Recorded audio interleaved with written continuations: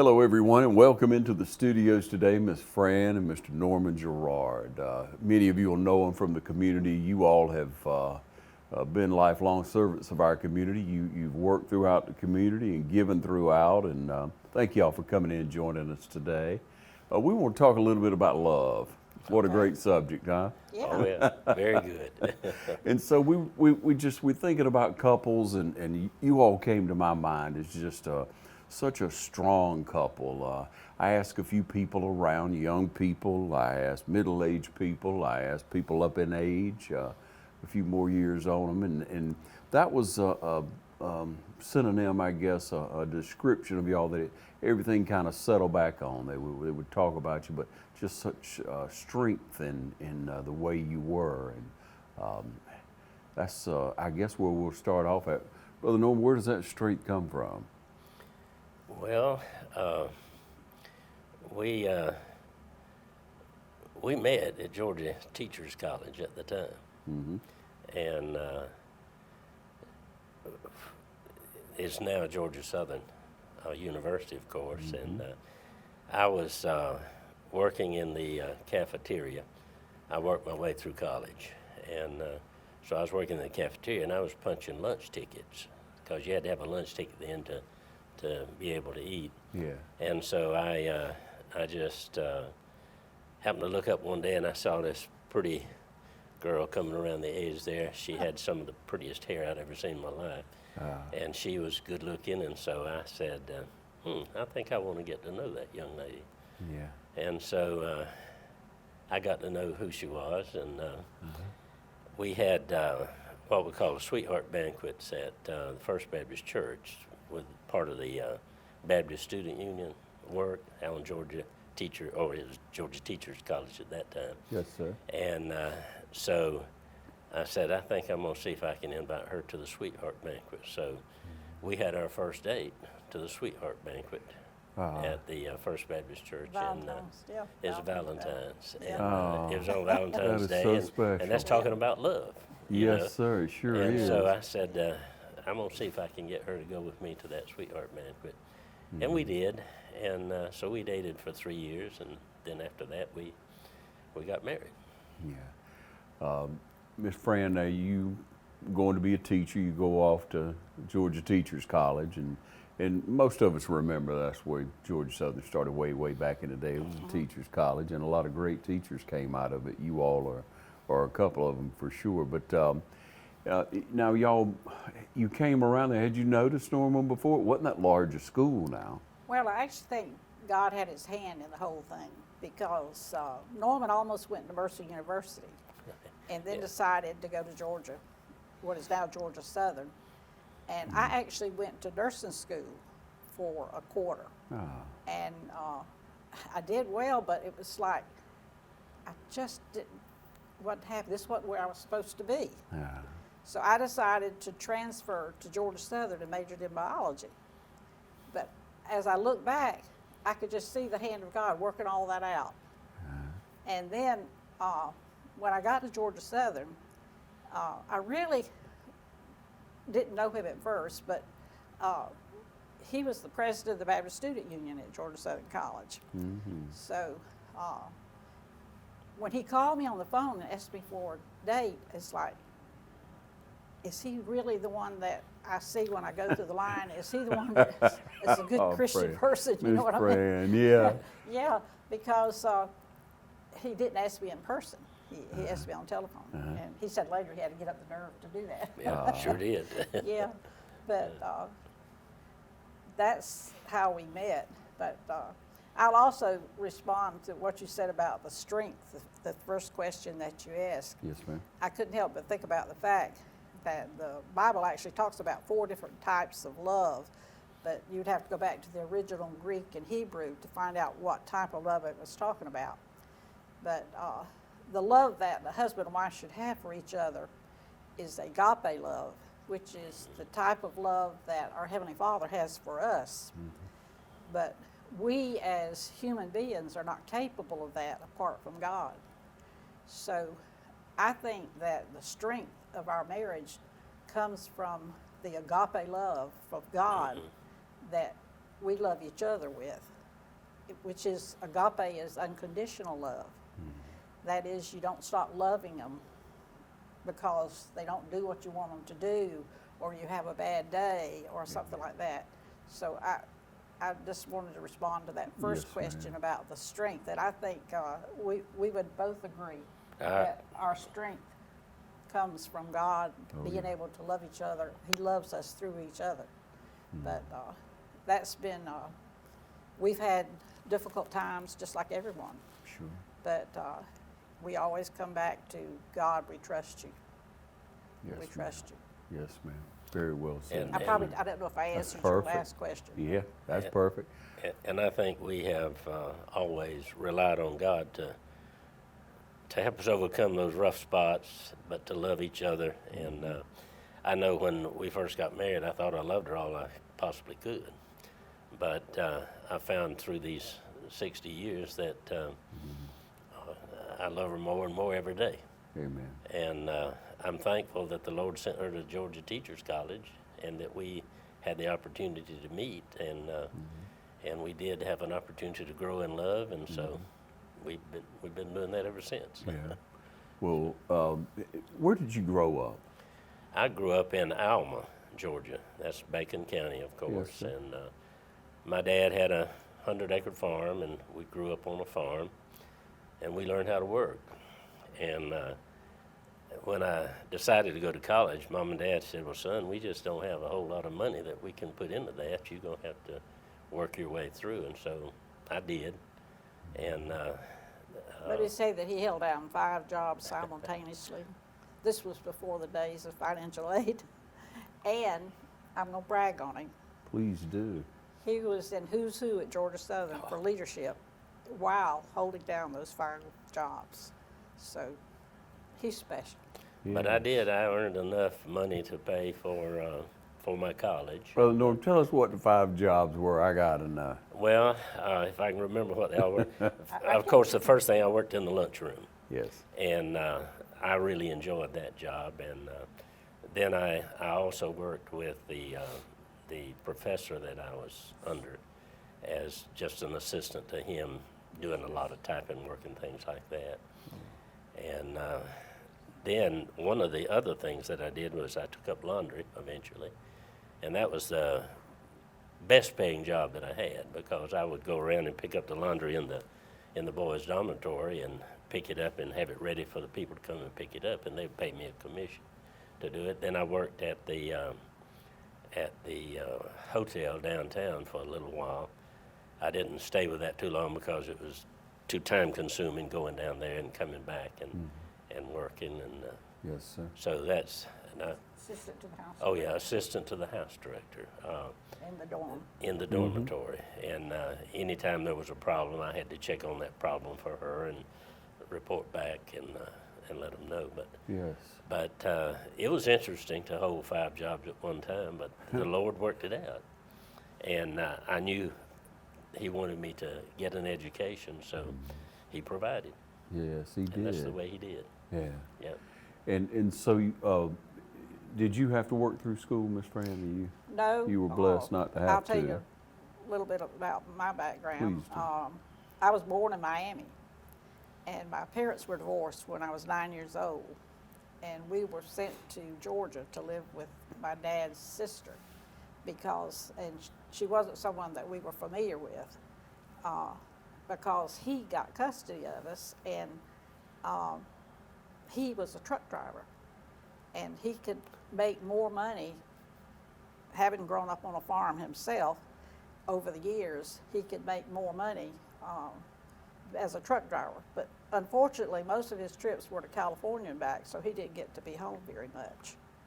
And my dad slept in his truck, sent us his expense check and his salary check every month, and sent all of us to college. And that was his epitome of, if he did not get to do that. Yeah. And his greatest dream was that that we would all go to college. But he would call.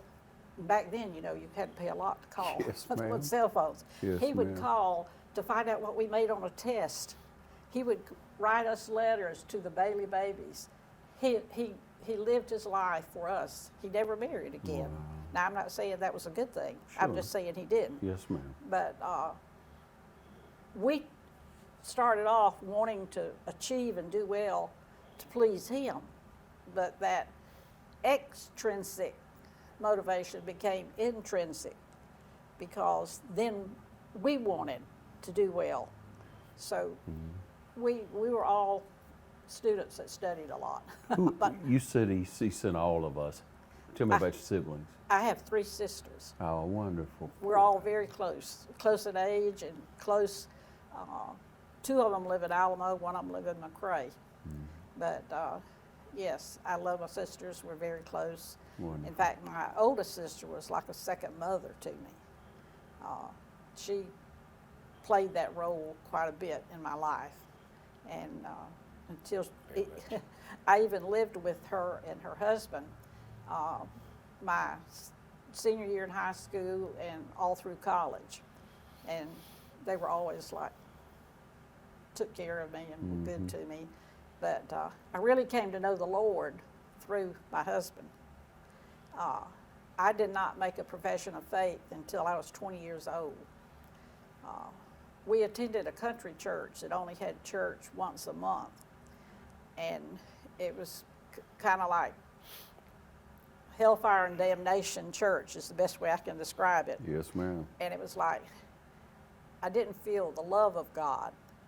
And it wasn't until I met my husband, and he didn't preach at me, but he lived his life with faith.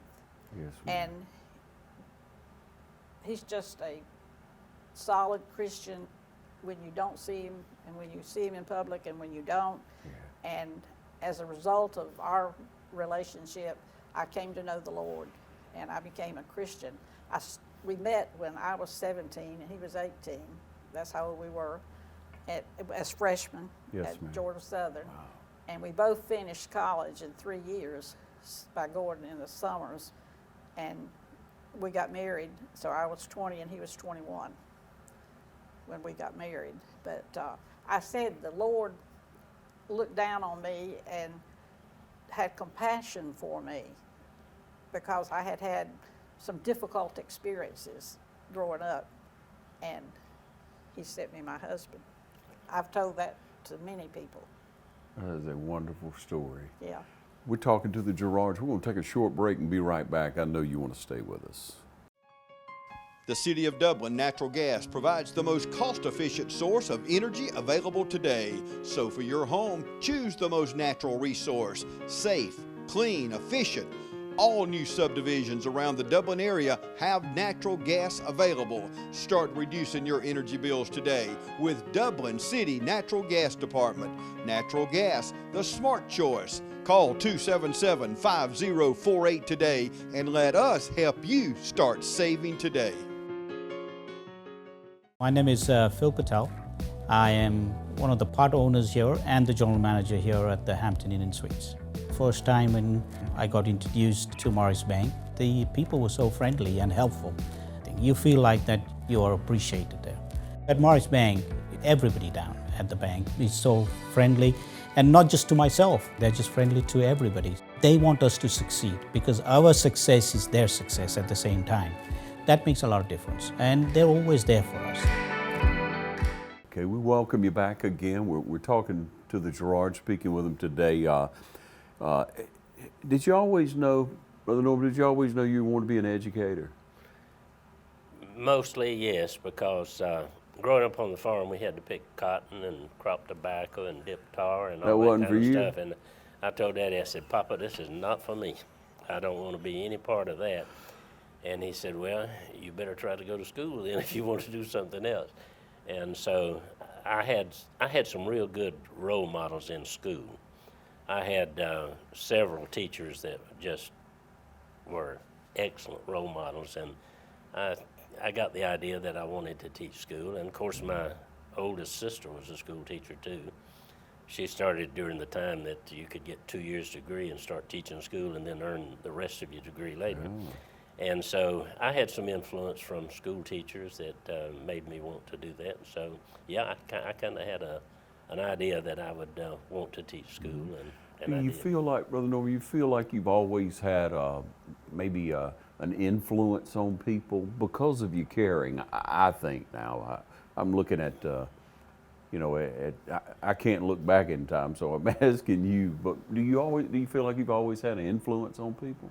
Yeah, and I think teachers have a great influence on people. But even in college? Yeah, even in college, yeah, I think we had some too because, like she said, I was involved in the BSU, and we had a lot of influence on getting people to not forsake the Lord when they went to college, because a lot of times people will go off to school and they'll forget all about the Lord, and so I feel like that serving in the BSU helped bring some of those people to understand that they needed to keep in close contact with the Lord during the time that they were away from home. I just think it's a great story. Baptist Student Union held a Valentine dance at the First Baptist Church, and that was y'all's first date as freshmen. But it doesn't make it any easier, does it, Miss Fran, Brother Jordan, to go through 3 years, in y'all's case, of college as young people who love each other and still follow the wishes of the Lord. It's not easy, is it? Because you become so close to one another, and as we'll just speak frankly, if I may, as young people, and 18, 19, 20, you're there together, and you loving on each other, and you're close to each other, but you still have a line, you still have a law, you still have the word that you have to follow, don't you, Miss Fran? That's right. And you make up your mind ahead of time to do it, don't you? We did. We did. Yeah, because we always wanted to be a Christian family. Yeah. And when you think about getting married, you need to realize that God comes first. And then He'll help you with your life, married life, and your individual lives. And if you don't rely on Him, then you have a tendency to stray away. And that's not good for a marriage. If you don't keep the Lord first, it's difficult. But if you keep Him first, it's a lot easier to do. Yeah. It's kind of like when we were dating. Mm-hmm. I never would say I love you if I didn't really mean it, because I told him that. Never. I said, I think people throw around the word love too much. And that if I ever tell you I love you, I mean it. But then he asked me to marry him quite a few times before I said yes.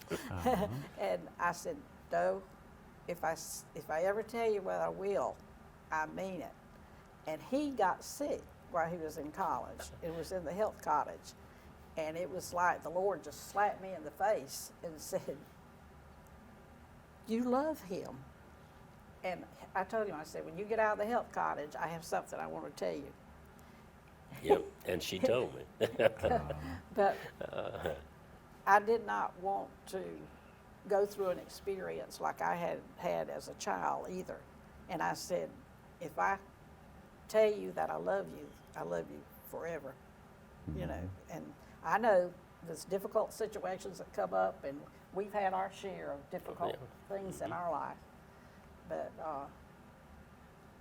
we went through 8 years of some difficult times, and that was during the time that Romans 8:28 became our life verse.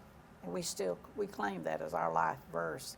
All things work together for good for those who love the Lord and are called according to His purpose. And when they say all things, see, they mean the good and the bad, because that verse became real to us because we learned it by experience. Yes, ma'am. Yes. Yes, ma'am. So. You've had some tough times Yes. throughout life. You all have. You have to question why things happen, didn't you? We do. Yeah, but I see it as the Lord trying to grow us in our faith, and He did. I mean, we had the choice that we could either be bitter about the situation or we could be better. And as long as we turned it over to Him and let Him handle it, then it would always come out better. Yeah. But if we wanted to concentrate on that trial, so to speak, then we would mess up. But as long as we kept our focus on the Lord, we would always come out on the better end of the deal. And he taught us a lot, and we did grow in our faith as a result of all of those trials and tribulations, and particularly the one that we went through for 8 years. Yes, sir. Yeah. I know we'd always come back to, the Lord doesn't mind you saying why. Yeah. He's not offended by that. But we would always come back to, Lord, I don't understand, but I trust you. And then you think about, would you want to serve a God whose mind was not greater than yours? Yeah. That you could understand everything God understood. So it's okay. It's okay when you have to go through things that you don't understand. You might not understand this side of heaven, and when you get to heaven, you're not going to care about what happened, then. That's for sure. Yes. But yes, he's been a rock for us in some very difficult times. Yeah. Well, Fran, you mentioned earlier you grew up, I say hellfire and brimstone. Preaching. I've heard those growing up, and I've heard them more compassionate. But Brother Norm, did you grow up that way, or was the message more clear that God is a God of love? Well, no, basically, we had preachers of both kinds. Most of the ones we had in a small country church were those kind. And but we would occasionally get one, and fortunately I had a lot of good Sunday school teachers that taught us about the love of Jesus Christ, and of course my parents did too. Mom and Dad were Christians, See, that was and we grew up in a Christian home, and so that made a difference. And we were expected to be in church every time the church doors opened, so to speak. And but they encouraged us to do that, and fortunately, my brothers and sisters and I come to know the Lord because of the influence of the church and also because of our family. But Mom and Dad were good people, and I loved them, and they loved us, and it was amazing. We never expressed, Mom and Dad, I love you, but we knew the love was there. We could feel that love, and when you feel that love, you don't have to worry about it. But when she and I got married, I noticed that a lot of times she would say, Jerry, I love you. And that was one of her sisters. And then after we got married, of course, she would tell me she loved me. So I got to telling Mom and Dad, Mom and Dad, I love you. And they got to expressing it. So it grew into the fact of not only feeling it, but hearing it as well. Yes. And so we've always said we love each other. And we do, and so. I think our children would say that we too. Oh yeah, and we tell our children all the time, and our grandchildren. We have one grandson that, before he hangs up the phone, he's going to tell us, he said, Papa and Granny, I love you. Well, a lot of them. And a lot of them do, but this is one that I think of. Always, never fails. He never fails to tell us that he loves us, and I think it's the fact that you just grow up understanding that love is the important, because the greatest of everything in the Bible is love, and that's the way it comes out. Yeah. We also agreed on children. Believe it or not. How many children did we want? We wanted 12. Yeah. And we wanted 12 children, but he gave us 6.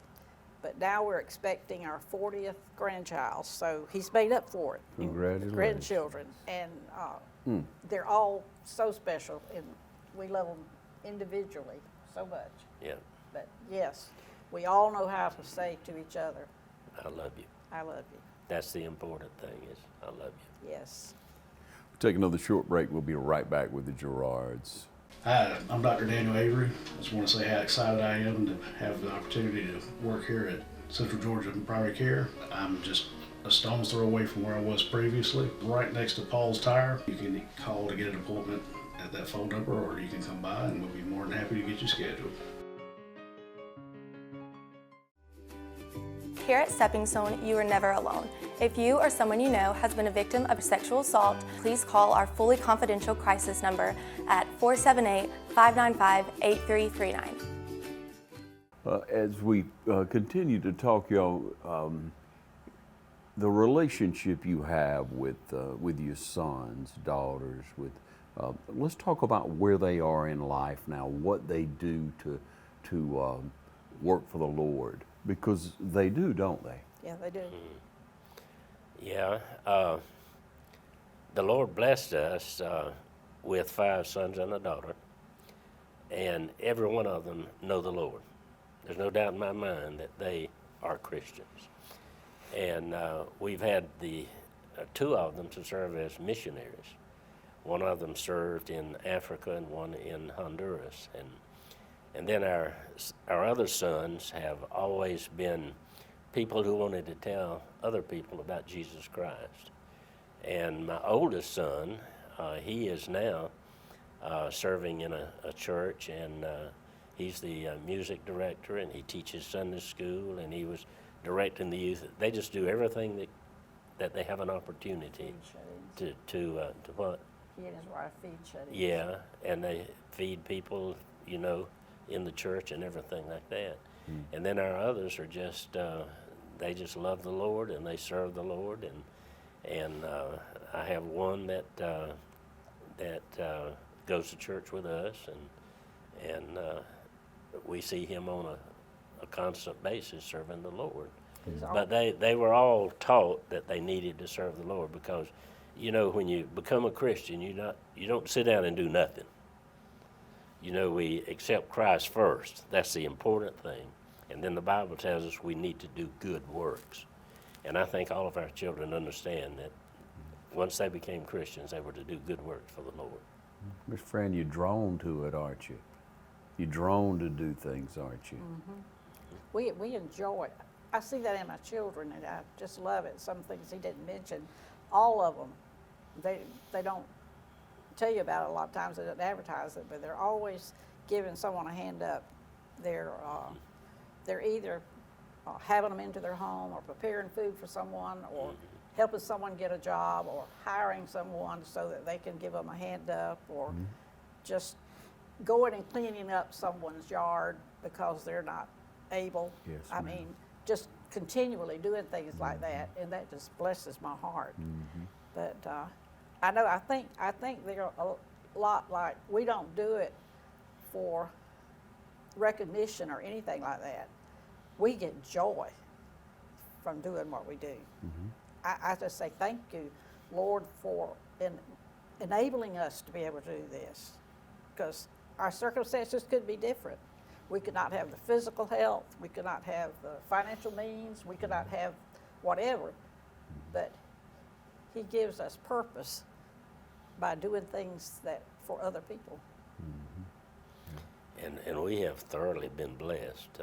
Even in retirement, the Lord has provided all kinds of resources for us to do things for Him. Tell them how we decided to retire.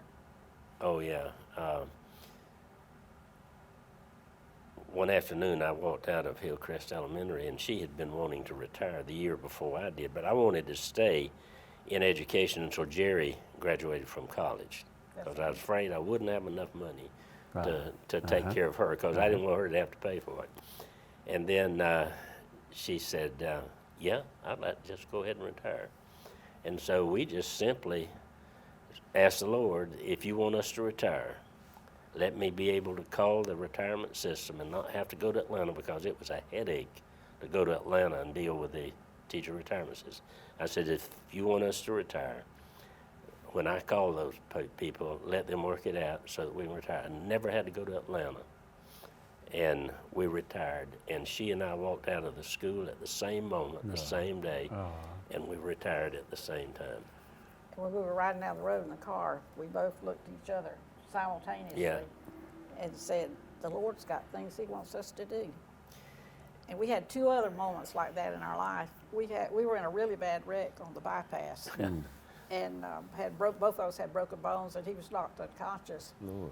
But when we realized we were still in the car, but when we realized that he was still breathing, we were both alive, the first thought we had was, the Lord still got something for us to do. And then when COVID first came out, we were really sick. Both of us could have died. And we weren't so sure we were not going to die. We were sick for 6 weeks and really sick for a year after that. But when we realized that we were going to live, that same thought came back to us like it did at retirement, where it said, The Lord still got something He wants us to do. And that's true of everybody. If you still got breath and you're on this earth, the Lord still got something for you to do, or He'd take you home. Now let's talk a little bit about work. What was your work life like once you hit Lawrence County, once you hit Dublin, Georgia? Well, I first came to Dublin from McRae because I needed a job. And a good friend of mine was an accountant, Farrell Nichols. And Farrell said, I think I know a man that I can help you get a job with. And so he says, do you think you would be able to open up a mobile home business and operate that for someone that I know? And I said, well, I don't know, but I can surely learn. And so he had me come over, and I interviewed with Louis Curry. And Louis hired me, and we opened up affordable homes. I don't know if you remember, it used to be down the road. Sure. And at that time, the interest rates on mobile homes was 22%. You paid more in interest than you paid for the home. And so we tried that for a while, and then we decided we were going to close it down because you just can't sell mobile homes that cost more in interest than the other. And so I was working with Curry down at the central office, and then I told Fran, I said, Fran, I'm not happy. I want to get back in education. So we called Bowman Barr, and he says, now, Jarrard, you've been a superintendent and you've been a principal, and the only job I got open is an assistant principal over at the junior high school with Ernest Wade. He says, but I don't know how you can take that. You can't be the kind of assistant that you might want to run the school. You know, I said, listen, I've been there and I know what it takes. You have to know what your position is, and you fulfill that position. I said, you let me be that assistant principal, I'll be the best assistant principal you can ever have. And fortunately, Ernest Wade, he's a good PR man. Whew, he's a good PR man. And I was a good numbers man. But he didn't know that, and I didn't know it until we got to working together. And so we started working together, and we had some good years together serving in the school system. And then we had a change in superintendent, and he decided that he'd like for me to go head up the high school. And so I transferred to the high school and stayed there several years, and then I was asked to go take Central Elementary. And Central Elementary at the time was considered the bottom of the barrel. And he wanted somebody that could come in there and change things and work it out. And so I took Central and stayed there 10 years. And then I had an opportunity to go to the central office and serve in that capacity. And I didn't like that like I did being out in the schools. And so at that time, you had to interview with the staff to become a principal. And so Hillcrest opened up, and I got the opportunity to do that. So the last 2 years of our tenure, she and I served in that capacity. But they had a rule that if your wife is in that school, you can't serve that school. So they made an exception for that possibility. Our last 2 years, and they let us work together. I told them, I said, listen, if you'll ask her, you'll find out that I'm rougher on her than I am other people on my staff, because I expect her to toe the top of the line because she's my helper. And for me to be successful, she has to be just successful too. And so they agreed to let us work together. So those last 2 years that I served was at Hillcrest Elementary, and that's where we decided we'd retire. And of course she was. She was top of the line. Oh, yeah. There's no doubt about it. Hey, I have to agree with that. Yes, sir. Another interesting story. Tell him how you came back from New York to teach it. Oh, yeah, yeah. I had a brother-in-law one time that felt like I needed to make more money than I was making teaching school, because back then we were making $3,000 a year. That's all we made, $3,000 a year. What she year made was three, this? and I made three. 3,650. Yeah, What year was this? back in the 60s, Okay. way back in the 60s. And so he convinced me I need to go to work at JCPenney Company. So as in management training, and so I transferred to, I went to Athens, Georgia. I had my first training in Athens, Georgia at J.C. Penney, and I stayed there about 17 months, and then they transferred me to Milwaukee, Wisconsin, to the Treasure Island Division. And I didn't know what the Treasure Island Division was, but it was the forerunner of Walmart. We had a man, Jack Barrett, that got the idea of putting all shopping under one roof, and we opened the Treasure Island stores. And I stayed there about 12 months. No, it was 17 months, wasn't it? About the same time I was in Athens. And then they transferred me to New York. Well, she had always told me, I'll go anywhere, but I will not go to New York. So I asked my boss man, I said, how about coming home with me and explain to my wife that I'm being transferred? You're being promoted. I was being promoted, I thought. And I was promoted, yes. Yeah. But the cost of living there was so much higher that I really wasn't promoted financially, but I was in They position. picked one person out of the Southeast, Yeah, one person Treasure Island divisions, to go to New York. go to New York and serve as a He was merchandiser. selected, so that was a promotion. Yeah. And then I stayed there about 24 months, and I just didn't like New York. And so I finally told her, I said, I'm ready to go back to teaching school. And we called to Alamo, Georgia. And we got a job there.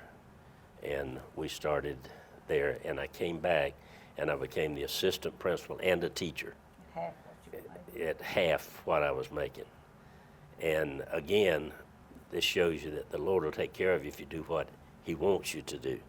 And I am a firm believer that He wanted me in education and wanted her in education. And as a result, we came back and we came back on half the salary that I was making in New York. But I'm glad I came back, because I know now that I'm where the Lord wanted me to be, and that was in education. Because to me, it's such a pleasure to see a child that is struggling with education, and then all of a sudden you see that gleam in their eye. Oh, I get it. And that's a pleasure. And money can't buy that. Money cannot buy the gleam that comes in a child's eye when they understand something. And so I know I was where I was supposed to be, because that's where the Lord wanted me to be. And we stayed in education for I stayed for 34, and she stayed for 33 years. Just as a side note, how the Lord was able to enrich our lives even while we were not teaching or whatever. Yeah. We worked with a mission church when we moved to New Jersey. And the reason we lived in New Jersey was they said not to try to live in New York. Everybody where we lived was like a commuter town, Matawan, New Jersey. Mm-hmm. Better one. And we had to get a phone book and a map out to find a Baptist church. And I forgot how many miles it was to Monmouth.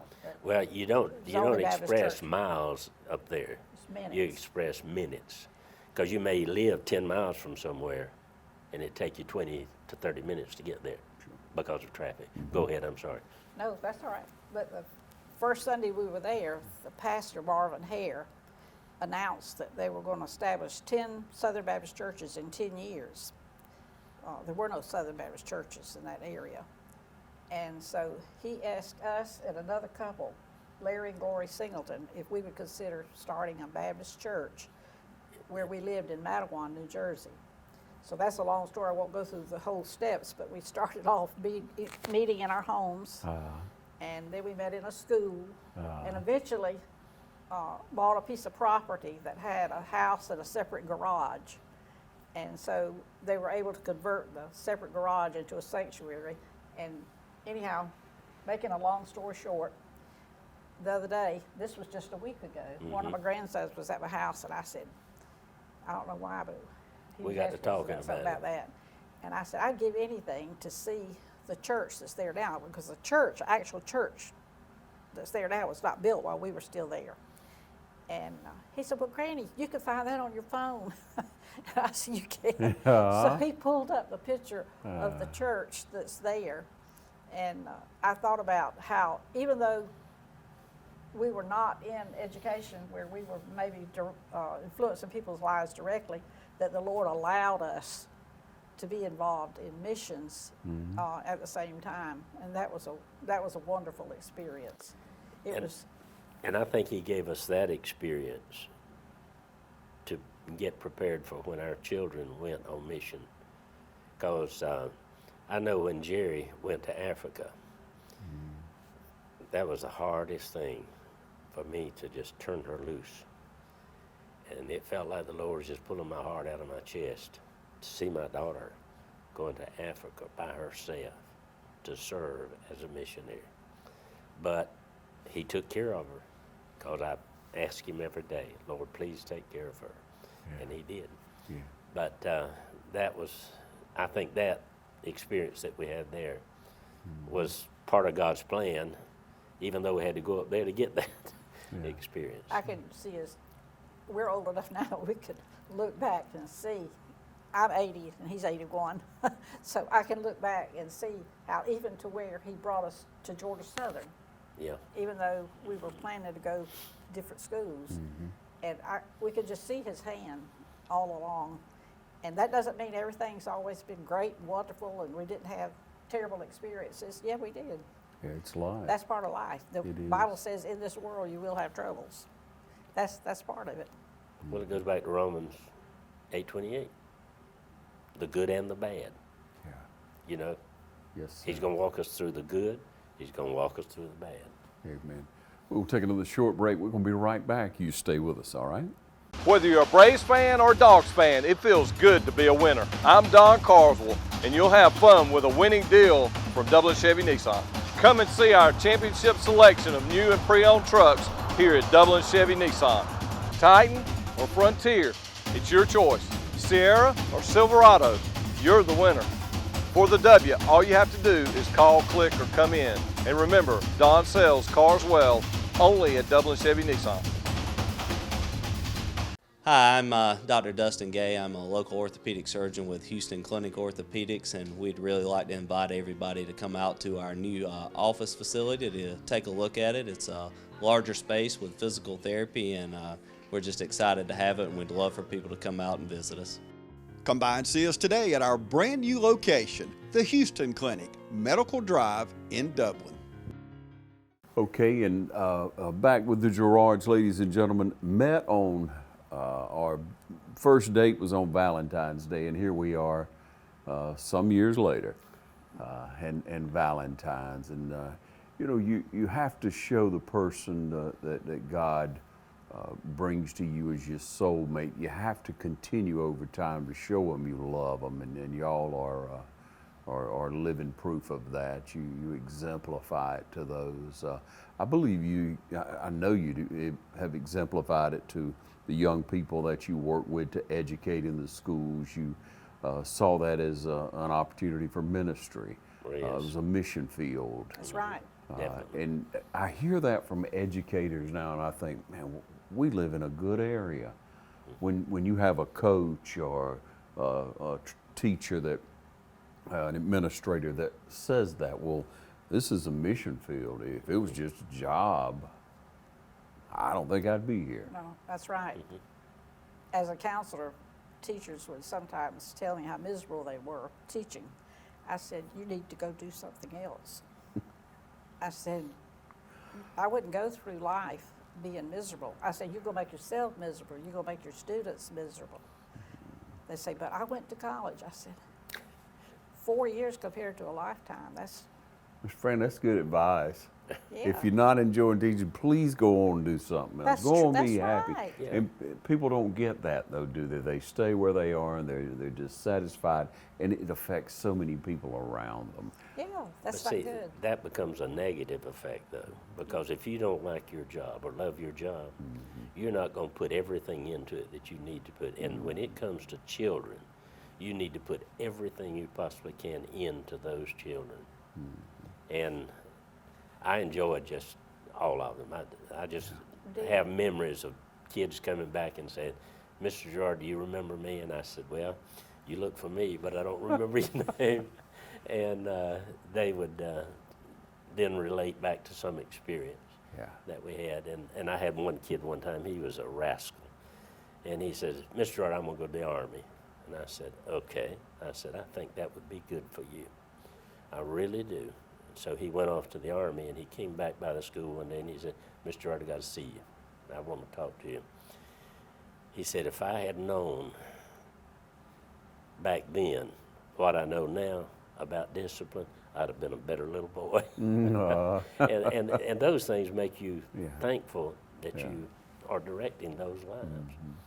You know, as we, try to bring a close to our conversation, and I trust everybody's really enjoyed it and see the commitment, the love, the strength that you all have together, and the commitment that you've had through a lifetime. And I really appreciate so much that you point out, you qualify things. It wasn't always easy. It hadn't always been easy.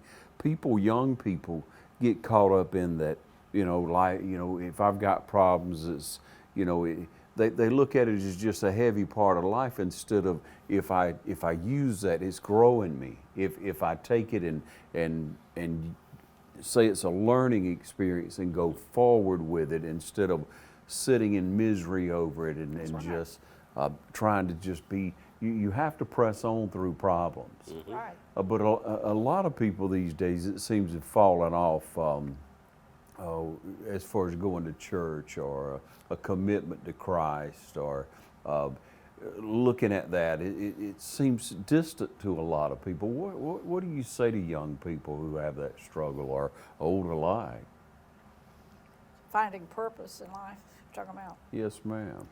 Well, it should begin in the home, but we realize too that that's not always true for all of them. So I think that as teachers, sometimes you have to show them the love and care, maybe, and direction and guidance that they are not used to receiving.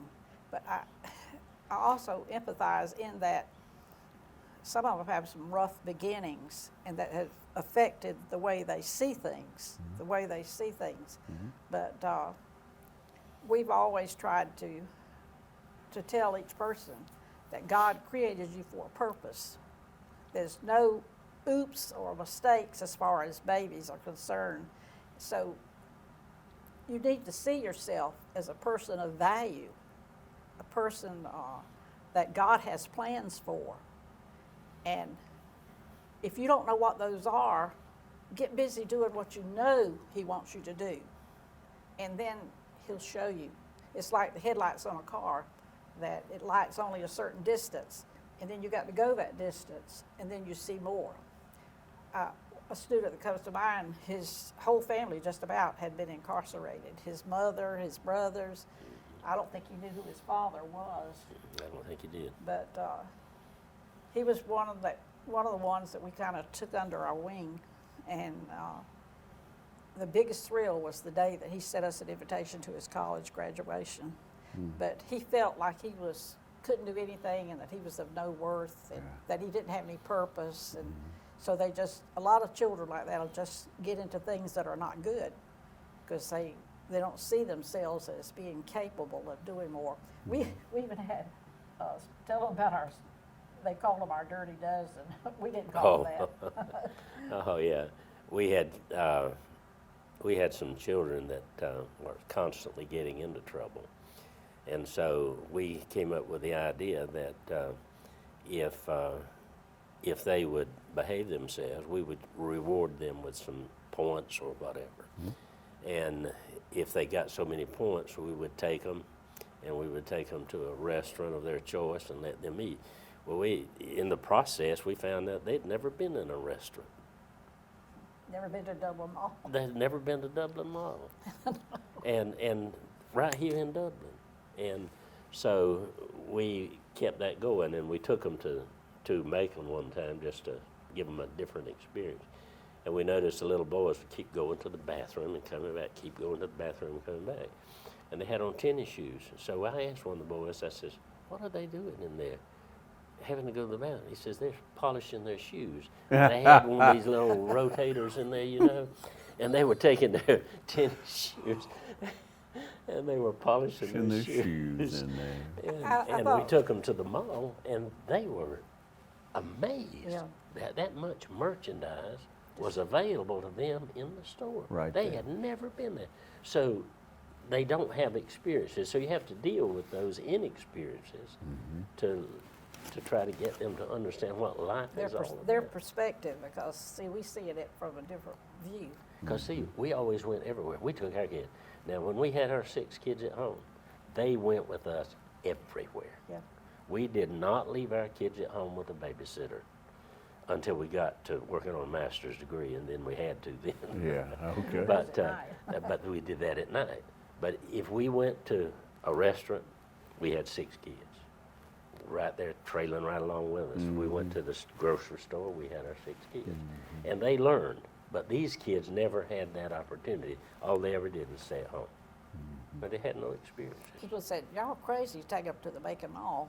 That's with the, you know, the old Macon Spear. Yes, ma'am. And said, what if they take something they're not supposed to take and all? But it brought tears to our eyes when they got into the mall, and it was at Christmas time. They wanted to go at Christmas when all the decorations. They were so in awe that they were afraid they would do like this. They wouldn't actually touch anything in the store, but they would like pass their hand over it and just like. And that's what I mean. You're talking about. What year would that have been, y'all? Ooh, We're getting old when it comes to memory. probably around the 1999, 1990s in that, Yes, sir. yeah. Wow. I don't remember. But, Yeah. We've had a lot of good experiences. But that's the joy of teaching. Yeah. Yes, That sir. is the joy of teaching. We did You not sit retire there. because we quit liking our jobs. We never quit liking our jobs, even though there was difficult times in the jobs too. Of course. But it's like we said earlier, we both had a strong feeling that the Lord had other things He wanted us to do, and He's blessed us with being able to do a lot of different things. And right after we retired is the time we went through those 8 years. And see, I believe the Lord brought it to both of our minds, you need to retire because I got something else for you. And we went through those, and we made up our mind we were going to come out better and not bitter about the situation. And it worked out fine. Yeah. I mean, it worked Such a out fine. testimony. It really is. And I hope that, you know, young couples and middle-aged couples, older couples, people alike, but especially young couples will understand that. Young people will understand that. And Ms. Fran, you spoke of it.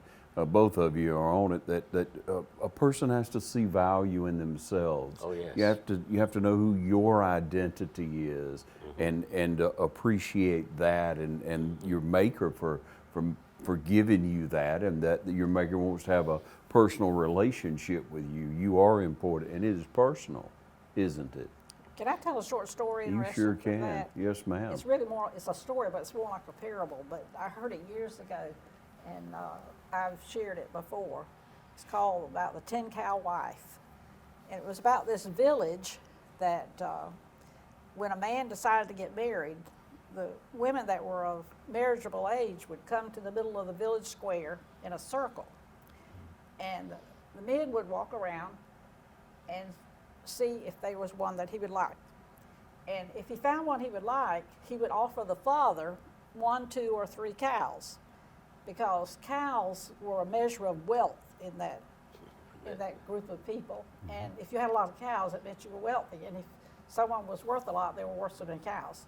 So one man offered like 1 cow, and one man offered 3. And this man came and stood before the girl that he had selected. And he said, I offer 10 cows for her.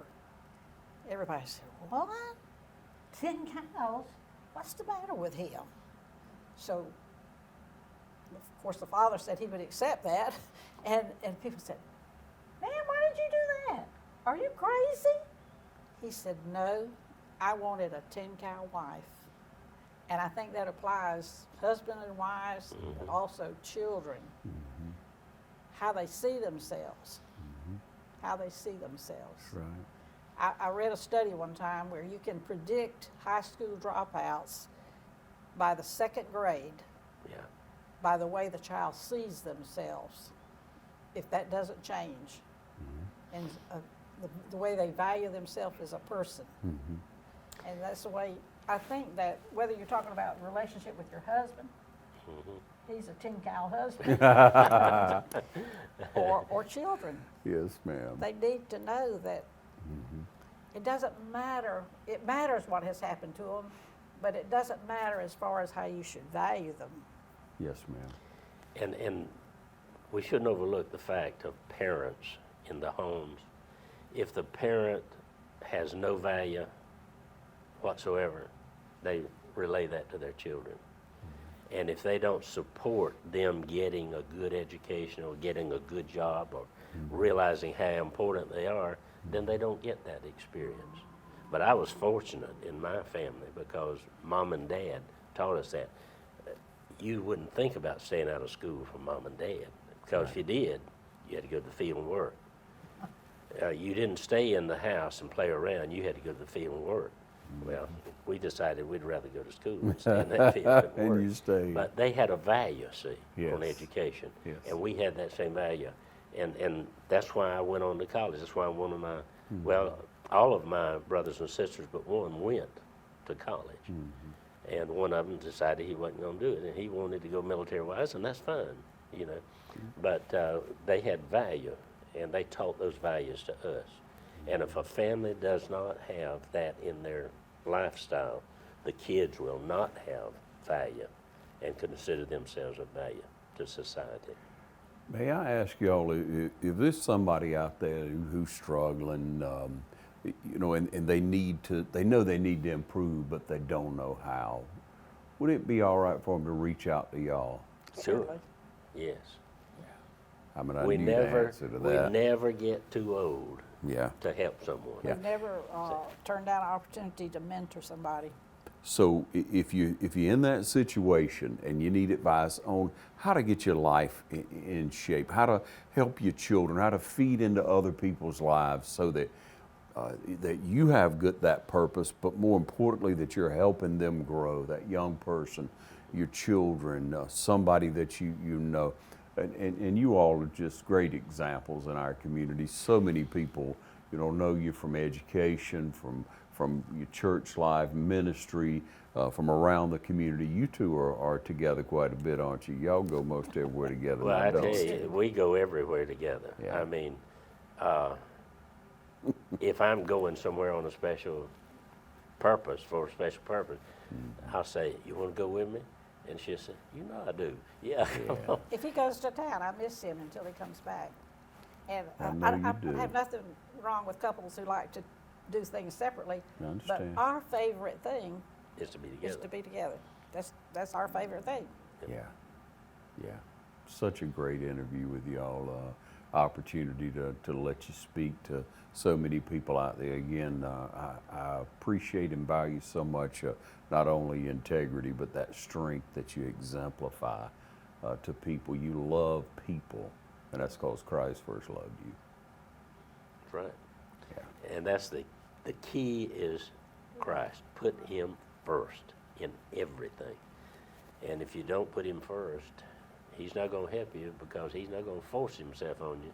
He wants you to ask him. Yep. Yeah. Thank you, Miss Fran. Before we go, it's ladies first, of course, but I want you to describe Brother Norman to me. If I didn't know him at all, how would you describe him? That he's the same when he's around you, or when he's not around you. He's not a two-faced type person. He's a very hard physical worker. He is not lazy. He has a very strong work ethic. He has extremely strong faith. He has to help me from time to time because I tend to want to worry sometimes, and I tend sometimes to be a little judgmental, and he's my accountability partner. So he doesn't lecture to me. All he's got to do is kind of give me a signal with his eye that, okay, you're doing something you don't want to do. But he loves me when I'm aggravating and not so pleasant to be around. And he loves me in the good times and the bad times. He loves his family. I cannot, and That's right. his children have to say that he's loved. And He's dependable. If he says he's going to do something, he's going to do it. He gets joy out of pleasing people. He loves to please me, and I have to be careful not to take advantage of that. Because if I let him know the least little thing, it's like when he wanted to give me a ring when we were in college after he asked me to marry him. I knew he was holding down 5 jobs, and I said, no, I don't want a ring for Christmas. Well, he misunderstood. He thought I wanted something else for Christmas. He went and bought me a full-length leather coat, and he was short on his money. I mean, he had the money, but I knew he was working. And then turned around in January and gave me the ring. But I'm just saying, he strives to be pleasing. Always And he has. is pleasing. He's a pleasant person. I mean, he just is. Brother Norman, your turn. Well, I'll just say I'm blessed. She's the best wife that any man could have. She's the best mother that our children could have. Now, there's no doubt that we love each other. She loves me and I love her. And she loves our children. Now, if you want to make her get upset in a hurry, you do something to one of our children, and she's going to be there to do it. But she has helped me to even grow in my faith. She has helped me to understand some things that I didn't necessarily understand. One of those is communications. Sometimes when things would go rough, I'd just sit over there and be quiet. Well, she's taught me that you need to communicate so you can work out those differences, you know. And so she has done that. But she's just a loving person, and she's a family person. But even it goes back to her other sisters. Now they are close knit. Well, she brought that same thing to our family and to our children. We're a close knit family.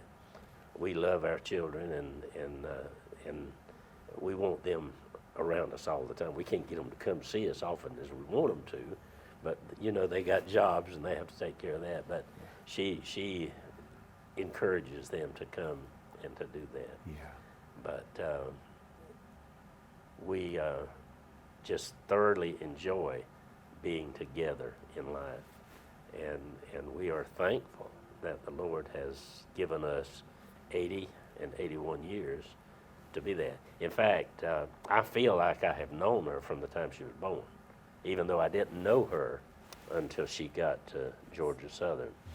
And when I saw her walking in that, I said, oh, that's such a pretty, beautiful woman. And I wanted her to be part of my life. And, Beauty is in the eye of the beholder. well, Miss Fran.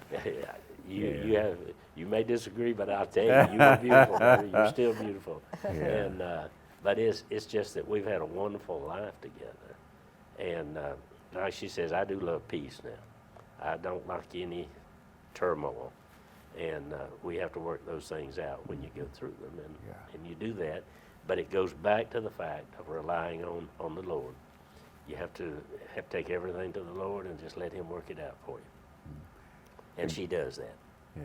Can I tell you a funny story? Yes, ma'am. Wrap it up with Oh, us. Lord. Tell us a funny I love story. to cook. Mm-hmm. And so they were playing this little game at church one night, couples game. And Freddie. they sent the men out of the room and then asked the women, said, what will your husband answer in answer to this question? And so they said, what will your husband say about his favorite place to eat? I said, I know he's going to say Fran's Kitchen, because he likes to eat out, but he prefers to eat. So they called him back in, and they said, okay, where's your favorite place to eat? What did you tell them? Dairy Queen. Oh, my goodness. See, I was What? thinking about going out. That's right. I wasn't thinking about her. Staying in, Of yeah. course, my mother was a good cook, but this lady has her beat. She can That says a cook. lot. His Yeah, I mother was a know. good cook. Now she can His cook mother was some a really food. good cook, but I do And, like to cook. And I said, what? Dairy Queen. You learn something about each other even then. Oh yeah, you always do. You surely do. Thank y'all for sharing with us again. I trust y'all got a blessing as I have from Oh, yes. speaking to the Jarrards. And again, they're out in our community. They're available. You can find them in the book, so to speak, or online, I'm sure, and they'd be glad to to help you. Great family. Thank you. Thank you for sharing the story of love with us here. Thank you for joining us on TV 35.